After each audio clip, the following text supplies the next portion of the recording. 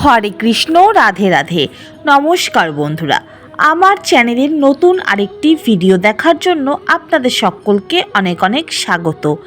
আশা করি আপনারা ভালো আছেন, সুস্থ আছেন। সামনেই আসতে চলেছে অক্ষয় তৃতীয়া 2024। আজকের এই ভিডিওটির মাধ্যমে আপনারা জানতে পারবেন অক্ষয় তৃতীয়ার দিন কি এমন কাজ রয়েছে যেই কাজটি করলে আপনাদের ভাগ্য পরিবর্তিত হবে। এছাড়াও জীবনে থেকে থাকা নানা রকম সমস্যা, শারীরিক সমস্যা, অর্থনৈতিক সমস্যা, পারিবারিক সমস্যা, এই সমস্ত সমস্যা থেকে আপনারা মুক্তির উপায় খুঁজে পাবেন। তো চলুন বন্ধুরা, বেশি দেরি না করে আজকের ভিডিওটি শুরু করা যাক। অক্ষয় তৃতীয়ার দিন পয়লা বৈশাখের মতোই অনেকে নতুন ব্যবসা, ঘরবাড়ি, যে কোনো শুভ কাজ সম্পূর্ণ করতে চান।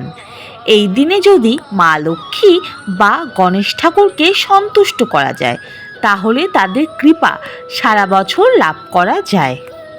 আমরা সকলেই চাই যে আমাদের জীবনে সুখ শান্তি বজায় থাকুক, সংসারে কখনো যেন অভাব অনটন না আসে।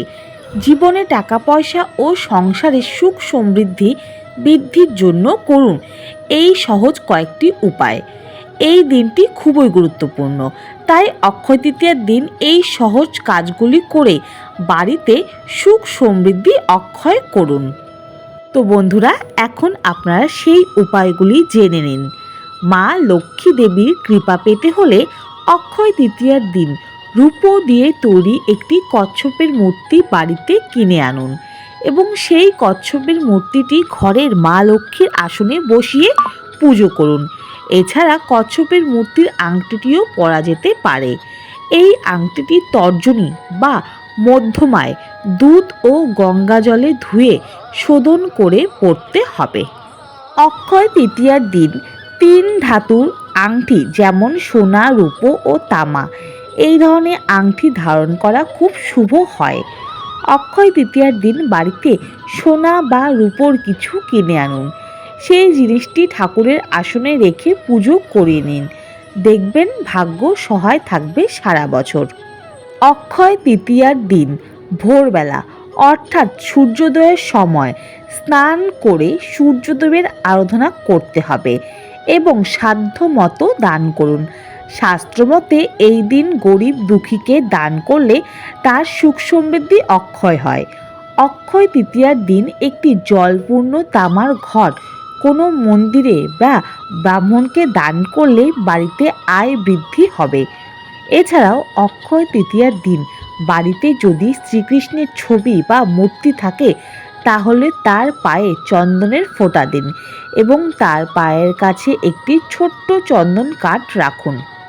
এতে ভগবান শ্রীকৃষ্ণের কৃপা লাভ করবেন। আর যেখানে বিষ্ণুর কৃপা রয়েছে, সেখানে তো মা লক্ষ্মীর কৃপা আপনাদের উপর হবেই। বন্ধুরা, আপনারা জেনেই নিয়েছেন অক্ষয় তৃতীয়ার দিন আপনারা কি কি কাজ করবেন।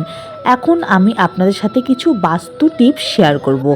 এই বাস্তু টিপসটি আপনারা অক্ষয় তৃতীয়ার দিন মেনে চললে আপনাদের পরিবারের সর্বদাই সুখ সমৃদ্ধি বৃদ্ধি পাবে।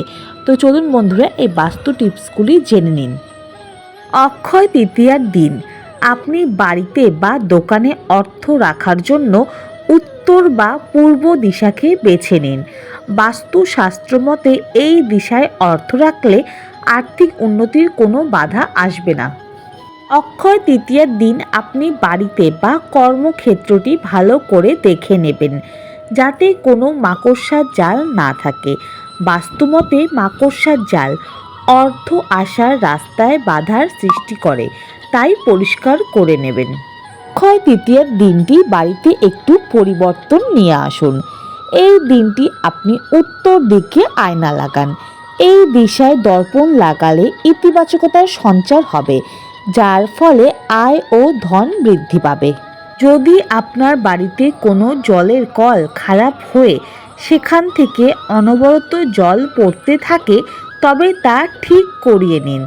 অক্ষয় তৃতীয়ার দিন বাস্তুমতে কল থেকে জল অনবরত পড়ার অর্থ হলো আপনার টাকা পয়সাও এভাবে জলের মতো খরচ হচ্ছে, তাই আপনার বাড়ির সব কল সারিয়ে নিন। বাড়িতে অনবরত জল পড়া অশুভ বলে মনে করা হয়।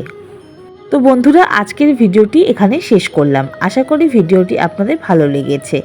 যদি ভিডিওটি আপনাদের ভালো লেগে থাকে তাহলে অবশ্যই লাইক, কমেন্ট, শেয়ার করে দেবেন।